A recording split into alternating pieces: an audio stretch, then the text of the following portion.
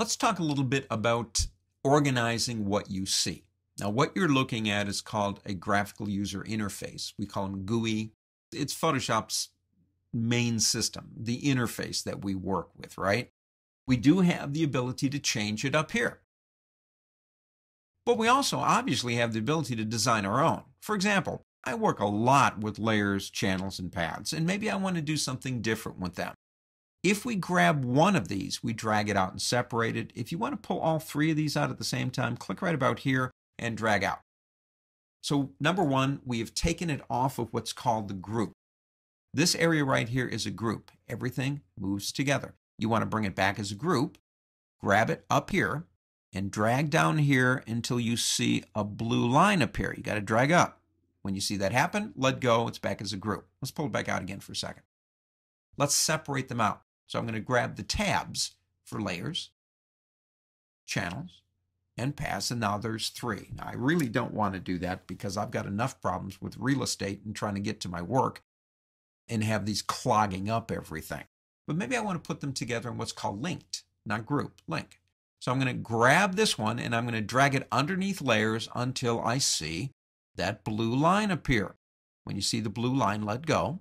Same thing with paths. And now they move, at least functionally, as a unit. You might want to do that. Maybe I want them over here. Now, these are the flyouts. These are the traditionals. Now to do that, we could do this a couple of ways. Let's go ahead and separate them again. Just drag away. I could pull this over.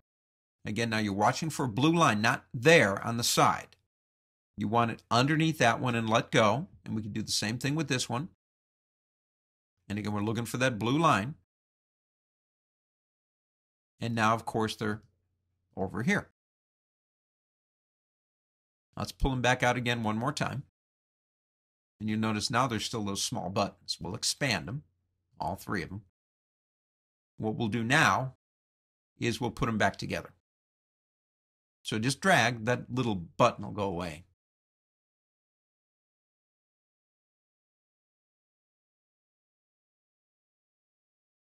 All right, back again. Now we're going to do the same thing with all three as a group.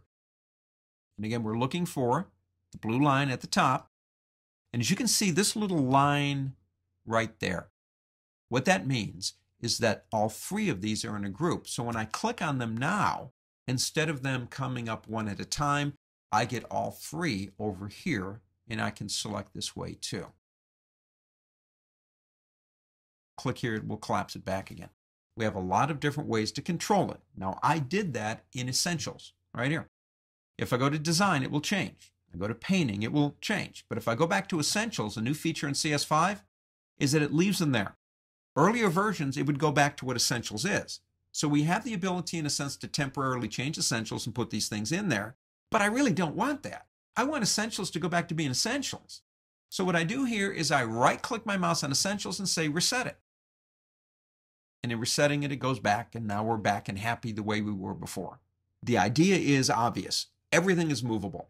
What you're doing is you're a designer. You put things together exactly the way you want them for efficiency. That's what it's all about. It's efficiency.